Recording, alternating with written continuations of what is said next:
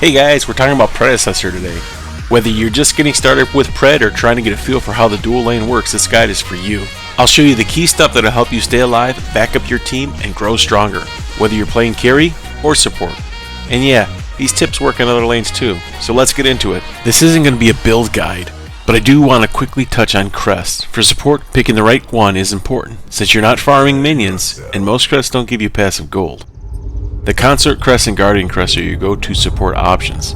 They give gold over time and discourage last hitting. If you're playing aggressively, go Guardian, then Leaf Song for the movement speed boost.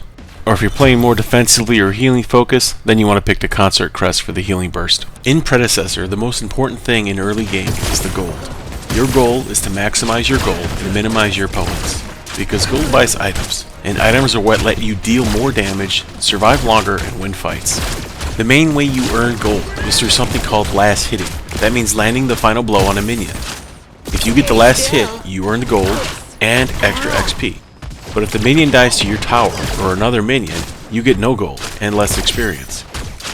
Experience is shared between teammates near the minion, but the gold only goes to the last hitter, so make those shots count. Now that we cover the basics, let's talk strategy. In dual lane, your goal is to win lane. The best way to do this is by either forcing the enemy to go back to base or getting a kill. Doing this opens up big advantages. It lets you safely grab the gold buff while also denying it from them. That gold lead adds up fast and can shift momentum in your favor. Let's talk about poking, one of the most important tools for controlling dual lane. Poking means dealing a small amounts of damage over time and wearing your opponent down.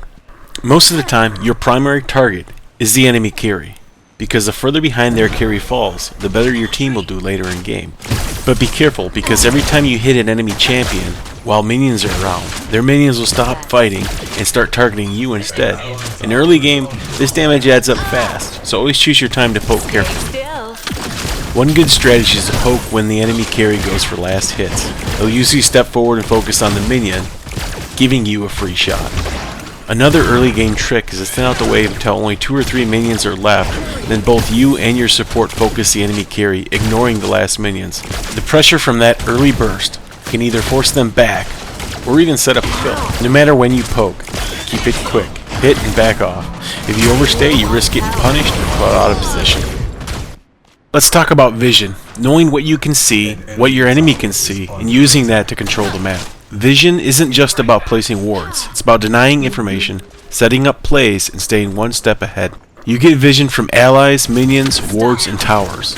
But once you step through the fog wall, you lose vision, and so will your team. So when's the right time to use your wards? Think about your next move. If you're pushing up in lane, drop a ward in the jungle's path where a gank could come from. If you're backing off or rotating, drop one behind you to spot flanks. Vision wins fights before they start. A good ward can stop a gank, set up a kill, or save the whole team from walking into a trap.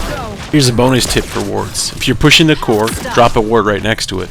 Wards can actually soak up a bit of damage from the core, especially if there's no minions around, or few minions around. Dropping your wards around the core can give your minions a little bit more health and help you win the game. Let's talk about roaming. When is it actually worth leaving your ADC in lane? Roaming is about timing and impact. You don't just leave lane because you're bored. You leave because you see some play elsewhere that is worth more than what you get by staying. When's the best time to roam?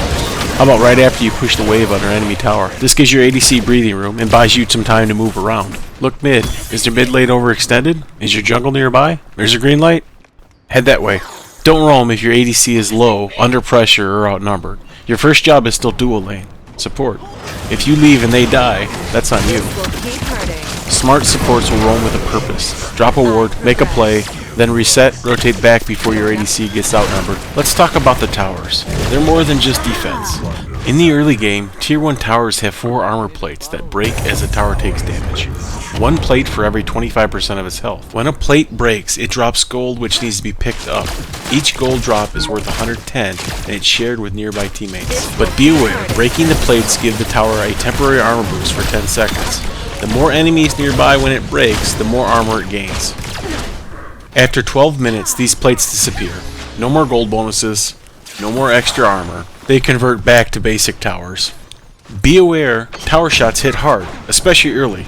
They ignore 40% of your armor, and the towers will target minions first, but if you attack an enemy here or under one, it'll instantly switch to you. So play smart, every shot matters. Let's talk about the inhibitors. This is the last structure before the core. Destroying an inhibitor causes powerful super minions to spawn in that lane, pushing harder and forcing the enemy team to defend. The inhibitors do respawn after a few minutes, but here's the catch, they don't shoot anymore. Once they're back up, they're just structures with no defenses. And the core will only become vulnerable when at least one inhibitor has been taken down. And that's the core of the dual lane. From crest to gold to visions to positioning to objectives like towers and inhibitors, if you made it this far, you're already ahead of the curve. Dual lane is about momentum, timing, and reading the game. And like anything, the more you play, the more it'll click for you. Got any dual lane tips of your own? Drop them in the comments below. I'd love to hear what works for you. If this helps, hit that like button and sub for more Predecessor guys. I got more content coming soon. Thanks for watching, and I'll see you in the next one. This has got to be some of the best teamwork I've ever seen. Returning to base. Good shit, people. Yeah. These are good scenes. He's in my You almost carried herself. According to plan. I like that. Good shit all around.